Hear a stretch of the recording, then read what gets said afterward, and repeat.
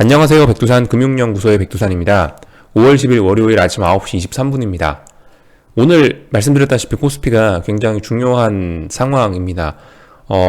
그렇기 때문에 저도 오늘 좀 아침에 시장 분위기 좀 본다고 이제 녹화가 지금에서야 좀 들어가는 거고요.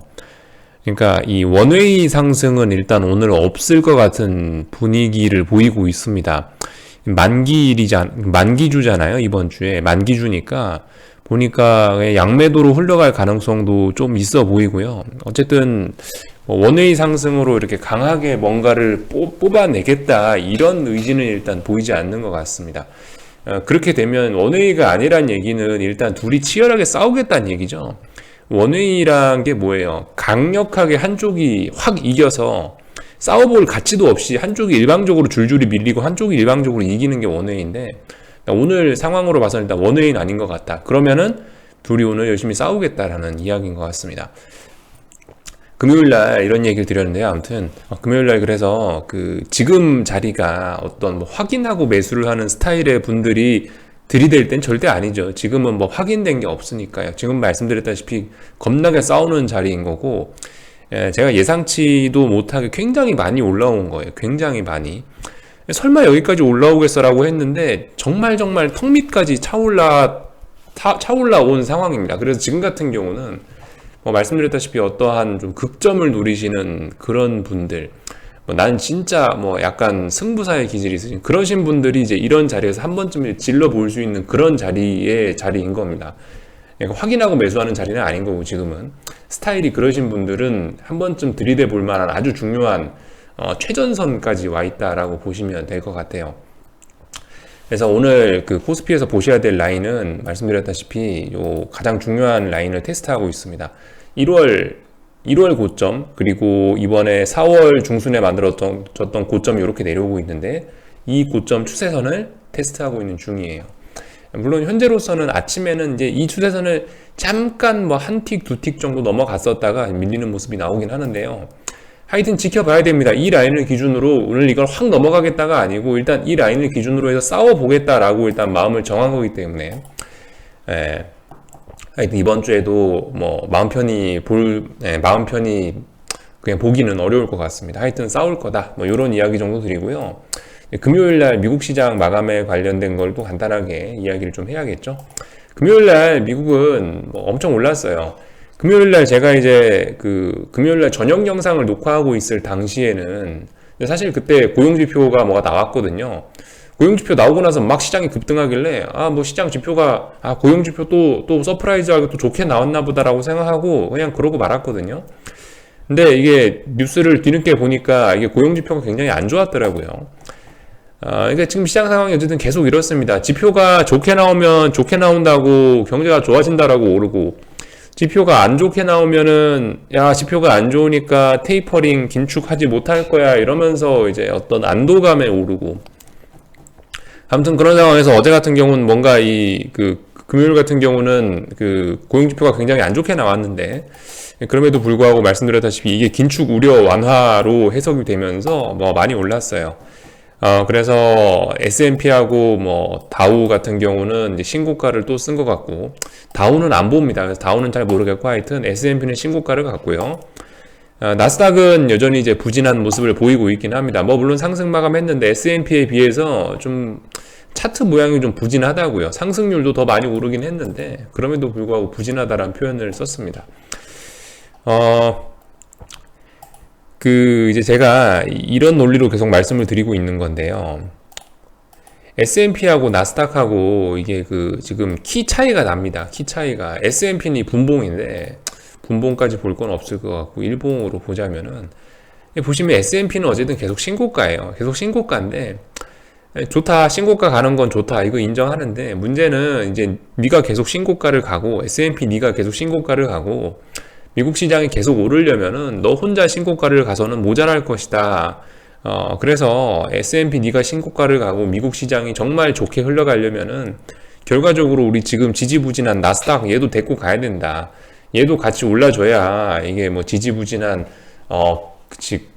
그래야지 이제 어떤 지금 받고 있는 의심을 좀 털어낼 수 있을 것이다. 지금 이게 진짜 오르는 게 맞아라는 의심을 털어낼 수 있을 것이다. 이런 식으로 이제 말씀드렸는데, 어제도 일단 그래요. 그런 소식이 나왔음에도 불구하고 보시면 13,800 터치하고 나서 밀렸어요. 결과적으로 이제 뭐 물론 그렇게 해석하는 게 맞을 수도 있어요. 지금은 13,800에 대한 뭐 저항대, 매물대를 어제 소화하고 내려온 거야 라고 이야기할 수 있긴 한데, 아무튼 넘었냐?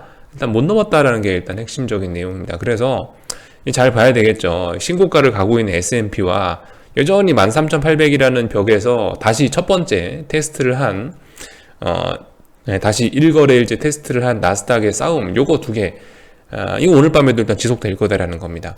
그러니까 나스닥이 13,800을 아직도 저항으로 인식하고 비리비리하고 있으니까, 그래서 한국도 싸우는 것 같아요. 그래서 한국도 시원하게 원웨이라기보다는 한국도 머리 위로 조금 더 오를 수 있는 자리가 남았으니까 그 자리 좀 싸움을 해보자, 뭐 이런 식으로 시장이 흘러가는 것 같습니다. 그래서 뭐 이 싸움이 뭐 하루 이틀 만에 끝나지는 않겠죠. 최소한 한 수요일, 목요일 정도까지는 가야 결판이 나지 않겠냐라고 말씀드리고 있는데요. 그래서 아무튼 잘 봐야 되겠다, 뭐 이런 이야기를 드리고 있고, 그 분봉인데, 분봉 보시면 이래요. 그 고용지표 나오고 나서 30분봉인데 이 첫 번째 장대 양봉 나왔죠. 고용지표 나오고 나서 13,800 살짝 오버한 거고, 그리고 나서 결과적으로 장중에 미국 본장 때는 13,800 도전했는데 못 넘었단 말이에요. 13,800 한 2시간, 3시간 동안 도전했는데 결과적으로 밀렸단 말이죠. 물론 아직까지는 이게 그 매물 소화로 볼 수도 있는데, 오늘도 못 넘으면은 좀 분위기 싸해질 거다라는 겁니다. 오늘 밤에 이제 넘느냐 못 넘느냐가 중요하겠죠. 이렇게 생각하기 때문에 어젯밤 금요일날 영상 제목이 나스닥 13,800이 들어가 있었던 거예요. 그 점을 이제 좀 생각을 해 주셔야 될 것 같고, 13,800을 얘가 돌파한장하면은 이제 하방은 이제 항복해야 될 수도 있습니다. 지금 굉장히 위험합니다. 그래서 아무튼 오늘 밤 저거 싸움, 오늘 밤 13,800을 놓고 이거를 이제 싸움을 하는데, 넘어갈지 못 넘어갈지 저도 몰라요. 싸워봐야 아는 겁니다. 아무튼 뭐 싸워볼 만한 자리에 와 있다, 뭐 요런 이야기 드리고요. 한국 시장도 그래서 싸우고 있다, 요런 이야기를 드렸습니다. 다른 것들도 좀 이제 간단하게 살펴보자면, 달러가 좀 많이 좀 폭락을 하긴 했거든요. 지금 이 환율 시장에서 금요일 날에 좀 이런 폭락, 뭐 폭등 이런 현상들이 좀 많이 나타났어요. 달러가 폭락을 했고요. 보시면 퍼센티지가 장난이 아닙니다. 0.7% 하락했어요. 0.7%. 굉장히 많이 빠진 거고, 원화도 그래서 보시면 9원 0.8% 하락했고요. 이 장대 음봉이 금요일 날 마감한 거죠. 그리고 동시에 이제 오타가 났네요. 위안화도 그래요. 위안화도 보시면은 어마어마하게 0.78%, 거의 0.8% 가까이 뭐 강세를 보였습니다. 이게 무슨 이야기겠습니까? 지금 어쨌든 이런 그 환율 시장에서 굉장히 엄청난 변동성이 나왔는데요. 제 생각에 이거 두 가지 가능성이 있겠죠. 여기서 더 가려고 나온 장대 음봉이거나, 아니면 되돌리려고 하는 장대 음봉이거나, 그러니까 슈팅성 장대 음봉이거나, 아니면 새로운 시세를 가겠다는 장대 음봉이거나, 둘 중 하나겠죠. 예. 근데 지금 이 장대 음봉의 위치들을 한번 살펴보시면, 중국 위안화 같은 경우는 전저점 자리들에 들이대는 아주 무거운 중요한 지지선이잖아요. 중요한 지지선에 수직으로 갖다 헤딩한 꼴이 된 거고요. 원화 같은 경우도 약간 비슷합니다. 이번에 이렇게 조정 나오고 있었는데, 이 조정의 끝이 여기였죠. 여길 기점으로 해서 탁 반등하면서 올라가지 않았습니까?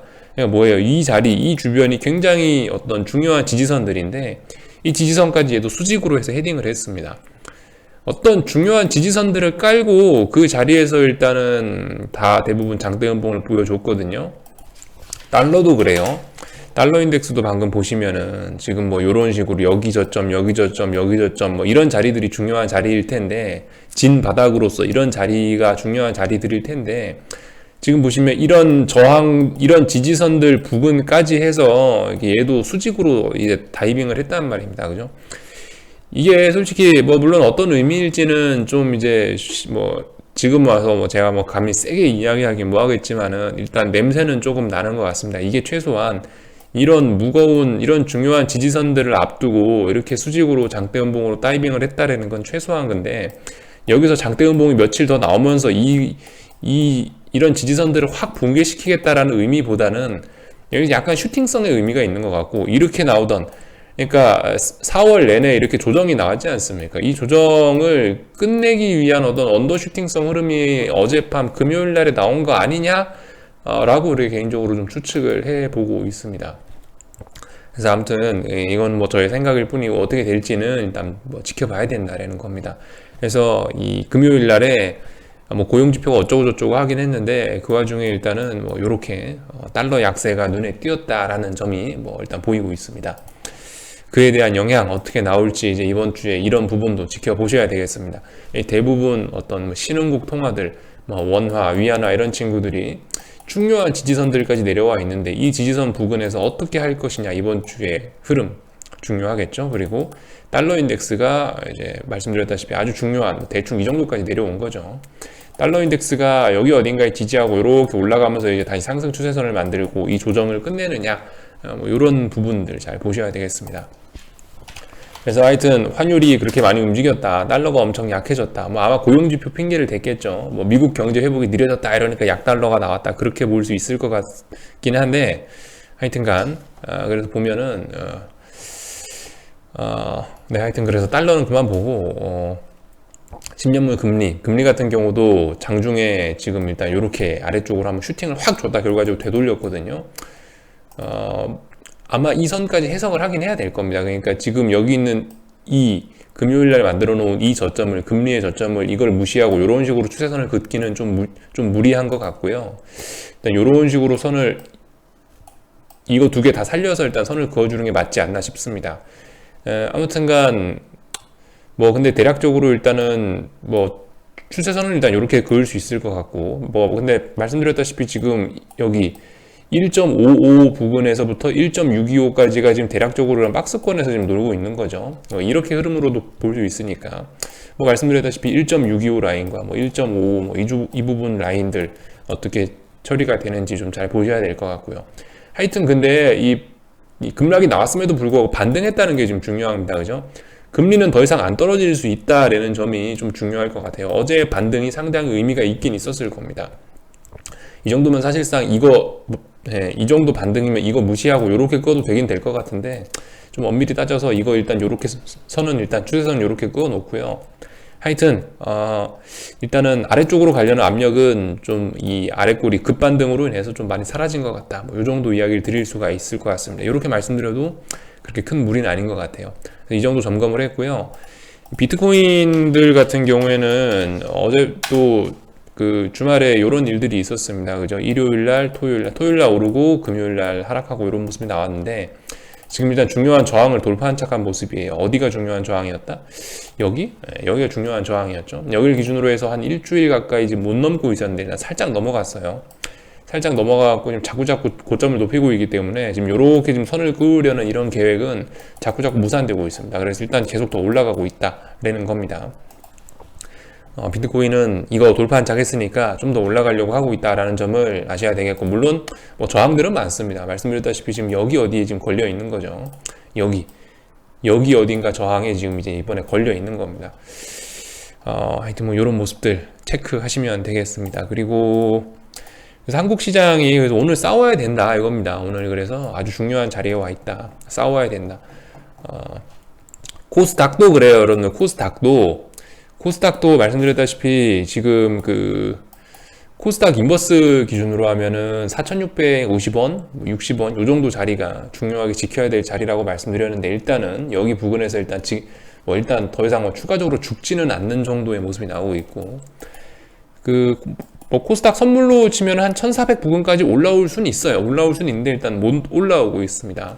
오늘 뭐 셀트리온 이슈가 있었다고 하죠. 오늘 뭐였더라? 무슨 뭐 치료제 개발을 성공했대나요? 코로나? 그러면서 일단 갭상승 출발을 했는데 일단 기본적으로 셀트리온이라는 친구 자체가 지금 보시면은 241선도 완전히 붕괴를 시켜서 이게 지금 하락 추세거든요. 하락 추세 안에서는 이게 뭐 치료제를 개발했다고 해서 그게 그렇게 반응을 크게 해줄 것 같지는 않습니다. 개인적으로. 그래서 지금 일단은 그 소식 이후로 지금 셀트리온은 지금 매도 폭탄을 지금 맞고 있고, 아무튼 뭐 음봉이 나오고 있긴 한데 아무튼 아직 상승이긴 한데요. 그러니까 이런 거 보면은 코스닥 시장 좀 어렵지 않겠냐? 뭐 이런 생각 정도를 일단 하면서 보고 있습니다.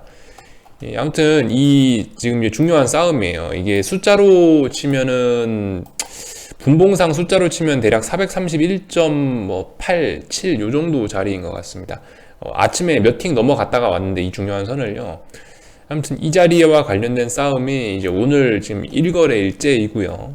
아마 뭐 내일 모레 정도까지는 싸워봐야 되지 않겠냐 싶긴 합니다. 그래서 이런 부분 잘 봐야 된다. 지금으로서 뭐라 말씀드릴 건 없고, 다만 이제 변곡을 노리시는 이제 그런 승부사 기질이 있으신 분들은 한 번쯤 이 선을 돌파한 척하면은 이제 인버스 버리는 거고, 이 선을 넘지 못하는 한에서 계속 인버스를 들고 가는 작전 쪽으로 가보시는 게 어떨까라는 생각을 일단 해보고 있습니다. 그래서 오늘 중요하다라는 이야기 재차 강조를 드리고, 사실 그래요. 이게 지금 사실 이까지 올라와서는 안 되긴 합니다. 이까지 올라와서는 안 되긴 해요. 뭐냐면 지금 추세선이 이런 식으로 삼각 수렴형이잖아요. 이런 식으로 삼각 수렴형인데 이게 지금 이번에 보면 삼각 수렴형 중간 정도에서 지금 반등한 거라고요. 그러니까 이거 같은 경우는 솔직히 이게 지금 아래쪽으로 이걸 뚫고 갈 가능성은 좀 낮아지긴 낮아졌는데, 왜냐하면 여기서 반등 나왔기 때문에. 근데 뭐 어쨌든 세상에 길고 짧은 건 대봐야 되고, 환율 동향도 봐야 되고, 또 워낙 또 그리고 지금 뭐 10년, 20년 만에 있는 엄청난 뭐 그런 급등을 한 시장이 좀 약간 좀 비이성적인 상황이기 때문에 어떤 일도 생길 수 있다라는 일단 가능성을 열어놓고 한번 좀 그래서 들이대 볼 수 있지 않겠냐. 중요한 선까지 왔으니까 뭐 이런 이야기를 좀 드리고 있습니다. 아무튼 불리하긴 불리해요. 지금 중간 라인 여기서 반등을 한 거기 때문에 일단 분위기는 싸합니다. 코스피 같은 경우는요. 코스피는 그렇고 코스닥은 뭐 나스닥의 영향인지 아무튼 계속 약하고 있고요. 그죠? 어딘가를 못 넘어가고 있는 모습이 계속 나오고 있고, 추세선은 뭐 이미 상승 추세는 이미 죽어 있는 뭐 그런 상황이고, 그래서 아무튼 뭐 지켜봐야 된다. 싸움을 해야 된다. 이런 이야기 드릴 수가 있겠습니다. 오늘 분위기 보면 양매도일 가능성이 좀 높아 보이긴 하겠죠. 보시면 콜옵션도 안 살려주고, 풋옵션을 살려주냐? 풋옵션도 아마 그렇게 확 살려주진 않을 것 같아요. 여기 어디서 그냥 아무튼 풋옵션 마이너스잖아요. 그죠? 마이너스인 상태에서 장중에 튀어오른 콜옵션을 죽이는 쪽으로 시장이 움직이지 않을까라는 정도? 콜을 죽이면서 풋은 살려주지 않는 거죠. 그런 거 충분히 가능하잖아요. 그죠? 우리 세력들 충분히 가능하니까 그런 일을 하지 않을까라는 생각이고, 양매도 정도 이어가지 않을까라는 생각을 하면서 아무튼 뭐 지켜보고 있습니다.